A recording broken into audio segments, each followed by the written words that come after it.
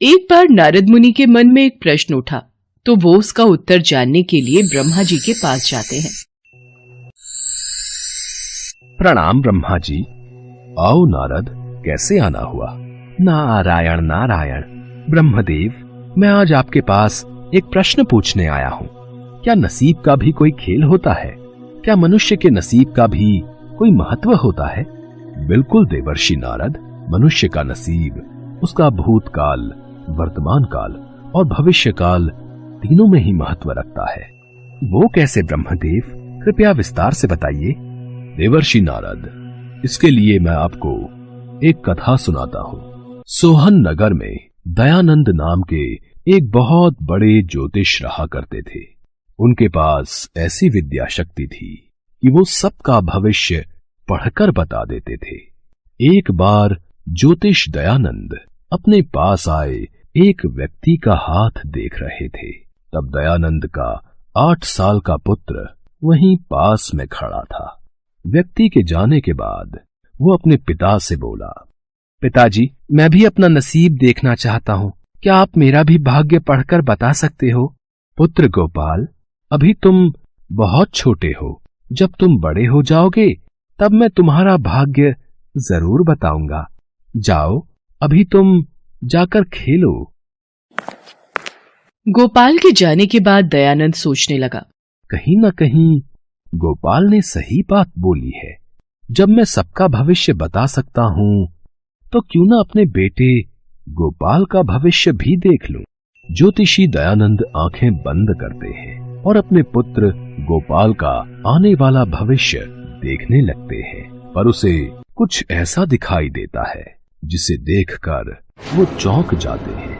अब ये मैंने क्या देख लिया? ऐसा नहीं हो सकता। मेरे इकलौते पुत्र का विवाह एक भिखारी की कन्या के साथ होगा। ये कदापि नहीं हो सकता। मैं ऐसा कभी नहीं होने दूंगा।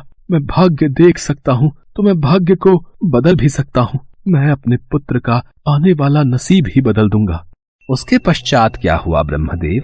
जब ज्योतिषी दयानंद ने अपने पुत्र का भाग्य देखा तो वो एक पल भी बिना देर किए उस गरीब के घर पहुंचा। दयानंद जानता था कि उस गरीब मजदूर के घर पहले ही 5 कन्याओं का जन्म हो चुका है और अब एक और कन्या ने जन्म लिया है। मैंने आपको पहचाना नहीं। आप कौन हैं? तुम मुझे नहीं जानते, पर मैं तुम्हें अच्छी तरह जानता हूँ। तुम बहुत दुखी और लाचार हो। आप बिल्कुल सही कह रहे हैं। मेरे घर में पहले ही 5 बच्चे थे, अब एक और कन्या ने जन्म लिया है। मैं अपने बच्चों का पालन पोषण कैसे करूं, इसी दुविधा में हूँ। मैं अकेला कितना कमा लूंगा। अगर मुझे किसी की मदद मिल जाती तो बड़ा उपकार होता।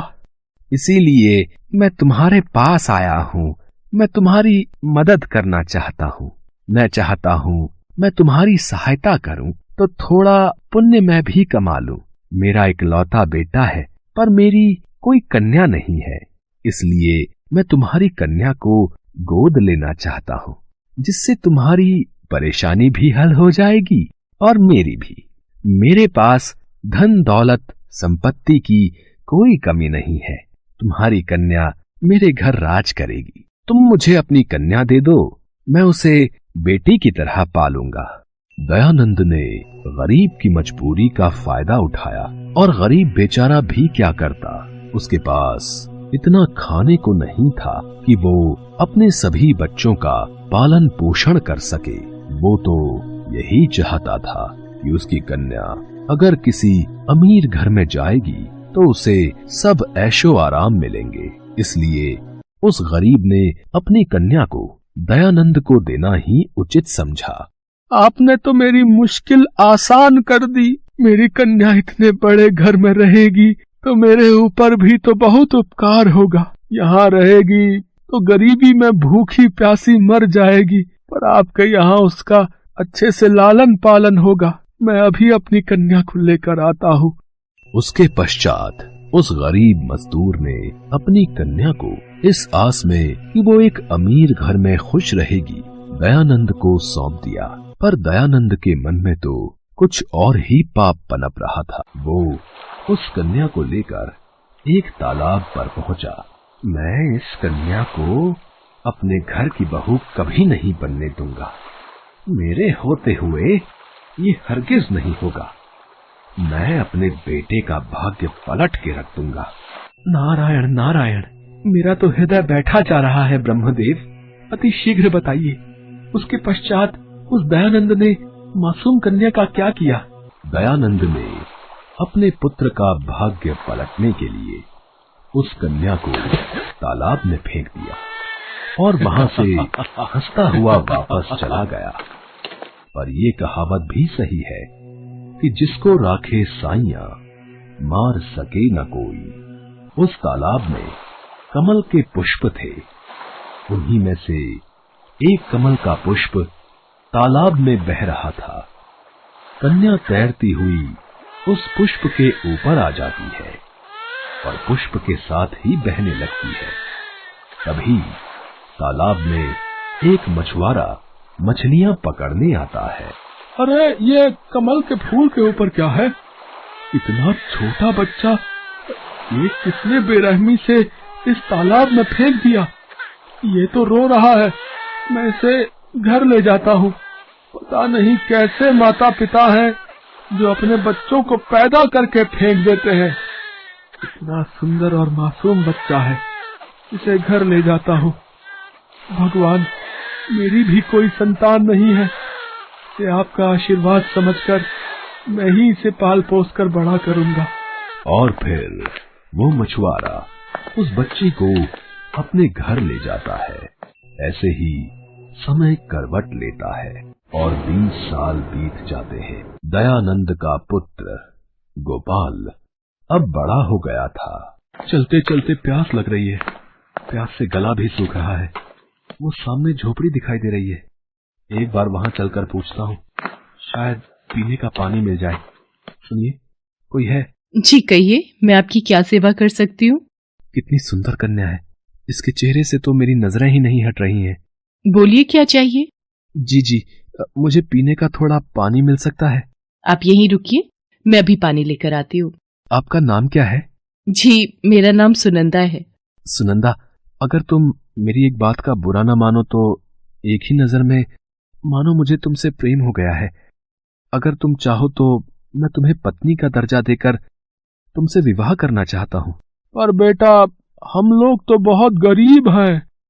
तुम मेरी कन्या के साथ विवाह करोगे तो तुम्हारे परिवार वालों को कोई आपत्ति तो नहीं होगी ना? मैं आपके आशीर्वाद से इसी समय विवाह करके सुनंदा को अपनी पत्नी बनाकर ले जाऊंगा। मेरे होते हुए सुनंदा को किसी बात की कोई तकलीफ नहीं होगी। और फिर मछुआरे ने अपनी कन्या का विवाह गोपाल के साथ कर दिया। जब सुनंदा को लेकर घर पहुंचा तो दयानंद उसे देखकर बहुत गुस्से में आ गया। गोपाल, तू विवाह करके आ गया और ये किसे ले आया है? इस लड़की के परिवार के बारे में कुछ भी अता पता किए बिना तूने इतना बड़ा कदम कैसे उठा लिया? पिताजी, सुनंदा के पिताजी ने मुझे विवाह से पूर्व सब कुछ सच सच बता दिया था। इनकी यही बात मुझे बहुत पसंद आई। मैं कुछ समझा नहीं, तुम कहना क्या चाहते हो? आखिर ये लड़की है कौन?